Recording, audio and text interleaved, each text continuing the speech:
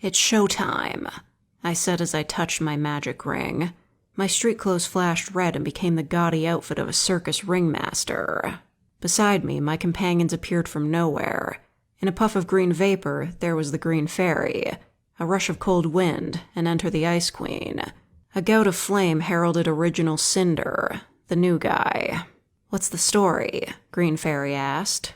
"Disturbance at the museum," I said. "Don't know who yet." I had summoned the team on a rooftop across the street from the august old building. On the street below, a crowd was already gathering. When I said it's showtime, I meant it literally.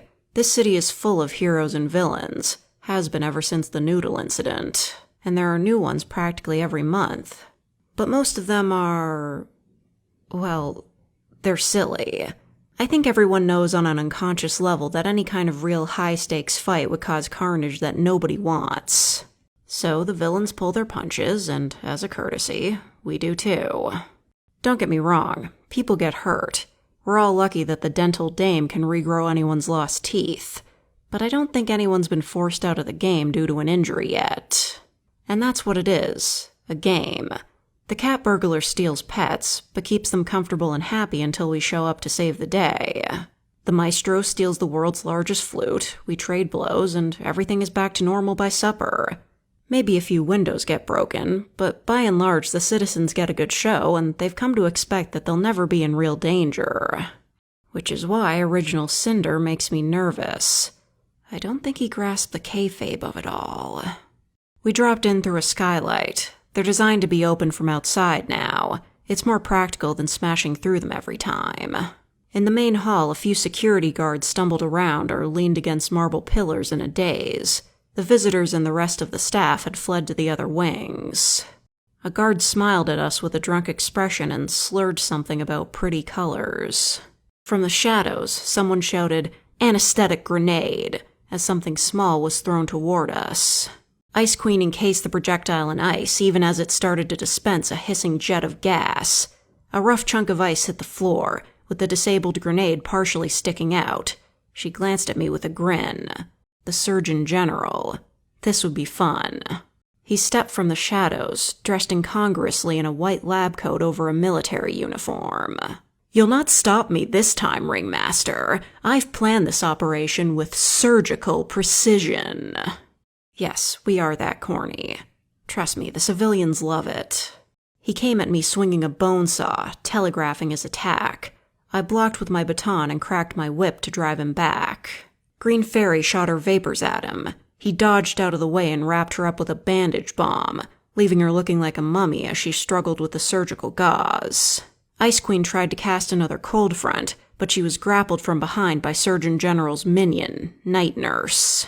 "Time for bed," she said villainously. Night Nurse let go of Ice Queen when something hit her from behind. Out of the corner of my eye, I saw her unnecessarily revealing nurse uniform go up in flames. She screamed.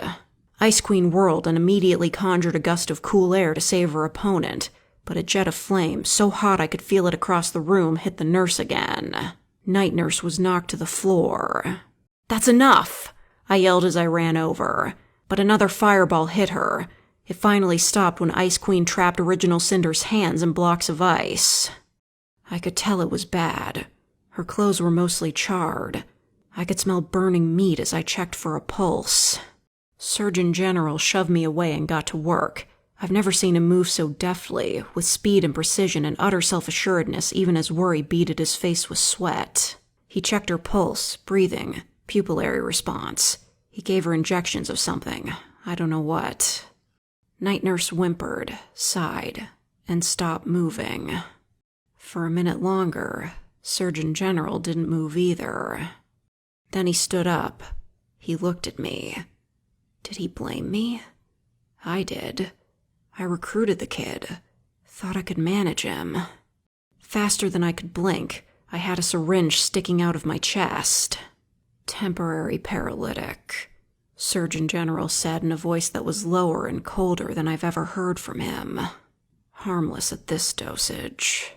My legs gave out and I flopped down, but I could still see the others. He walked with menacing purpose toward Ice Queen and Original Cinder. who had melted the ice from his hands.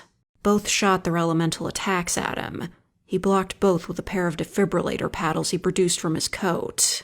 Then he shocked Ice Queen, leaving her trembling on the floor. Original Cinder tried to cast again, but Surgeon General made a lightning gesture, and Cinder screamed.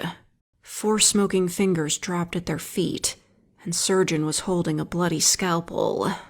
"Didn't you ever read comic books as a kid?" Surgeon asked with a voice like dried bone. "Nobody dies. Not for real."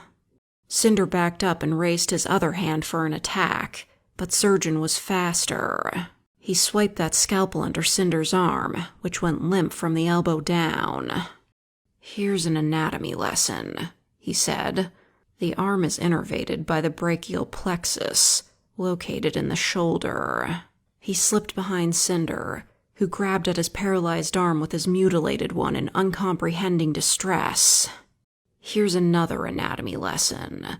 There's a minute gap between the atlas vertebra and the occipital bone of the skull. Just a tiny sliver of unprotected space." And into this space, he jabbed the scalpel. Cinder dropped like a rag doll.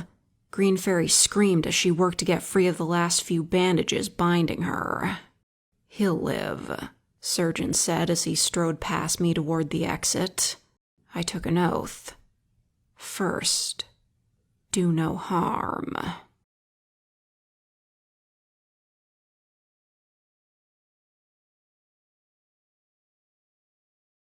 I mean, having skylights that open is just a safety feature. Who wants to fight on broken glass?